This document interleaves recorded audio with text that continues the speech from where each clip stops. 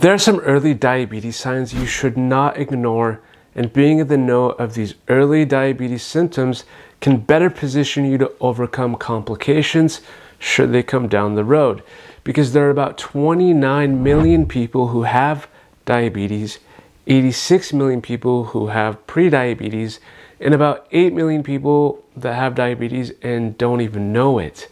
The numbers could be more now, but I don't want them to scare you. The big takeaway is becoming proactive in identifying some of the symptoms so you can always be one step ahead.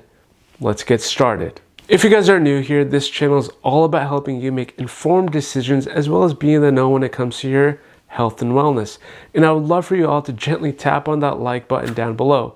And if you really like this type of content, then consider subscribing as well. Now, without further ado, let's get started. The first sign on our list, and my recommendation is, even if these signs are subtle, they're still worth mentioning up with your doctor, because with type 2 diabetes, the symptoms don't usually begin until you reach your 40s for the most part.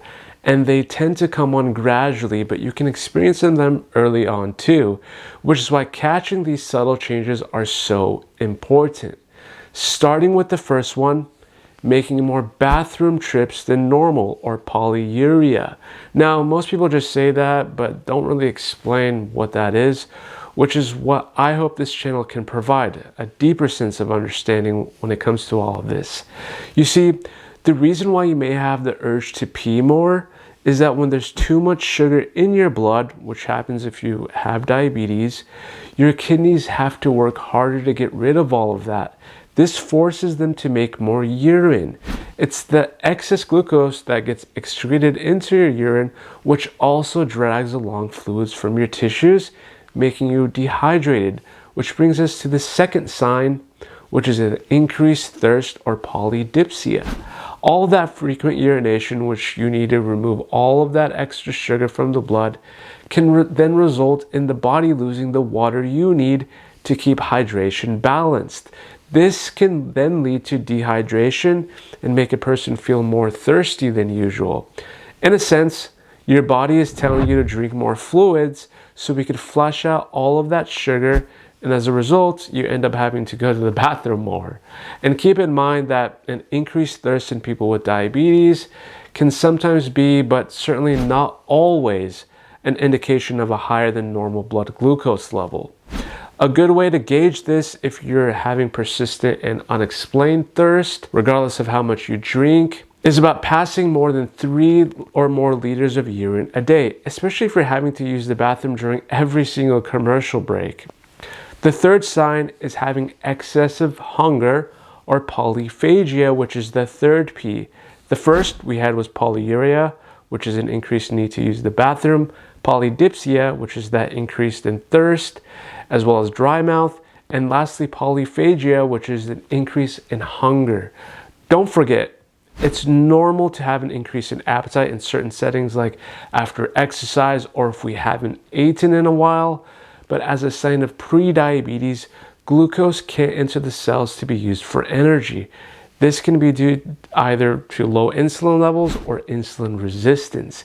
Because your body can't convert this glucose to energy, you'll begin to feel more and more hungry. But keep in mind that just because you are experiencing these 3 signs, that doesn't always mean it is due to elevated blood sugar levels. For example, polyphagia can also be caused from an overactive thyroid, taking steroid medications, and being in a state of stress. So I always start out with the 3 Ps. The fourth sign is any tingling, numbness, or pain in the hands or feet. Even prolonged high blood sugar levels, even those in the pre-diabetes range, can damage your nerves. And this is what is known as diabetic neuropathy, which can lead to numbness, tingling, and burning in the sense that people experience in the hands and feet.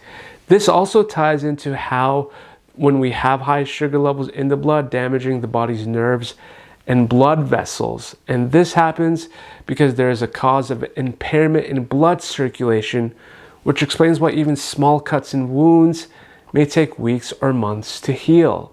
And slow wound healing also increases the risk of infection. How, you might ask?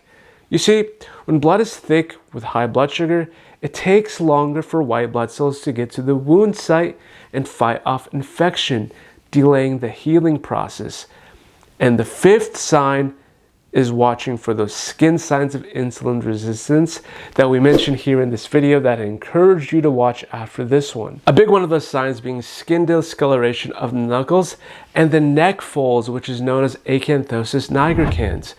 Both pre-diabetic and diabetic patients, particularly if overweight or obese, can develop darkening and thickening of the skin folds, thought to be due to insulin resistance. Then you have diabetic dermopathy. It usually forms on the shins, which is something to be aware of as well. But with all this information, what can you do? How do you navigate around this? The good news is that the sooner you treat these symptoms, the less likely it is that you develop complications. More good news is that you can prevent type 2 diabetes. Yes, you might not hear that from a lot of places, but you can prevent it. Most of it actually comes down to managing your weight and exercising regularly. Losing just 5% of your current weight can help you reverse prediabetes. So a good actionable step that you can take away from this video is focus on that 5% weight drop. And to do that, cut back on processed foods, alcohol, sugary drinks, and trans fats. I have a good feeling that if you do just that, you can start making a dent. Better if you can replace all of that with whole grains, lean protein, fruit, non-starchy vegetables, water, and unsweetened drinks instead. Next, don't be scared to do regular testing, which can put you in the know of where you stand currently, which I also highly recommend you do if you are overweight, as that is a huge risk factor. You have to remember symptoms of diabetes are so subtle sometimes, which is why it's important to see your doctor regularly for a checkup and testing. So if you fit into any of the following on the side right here, it would be a good idea to get regular blood glucose tests, especially if you're between 40 and 70. Click that red subscribe button down below, and I'll see you on the next one.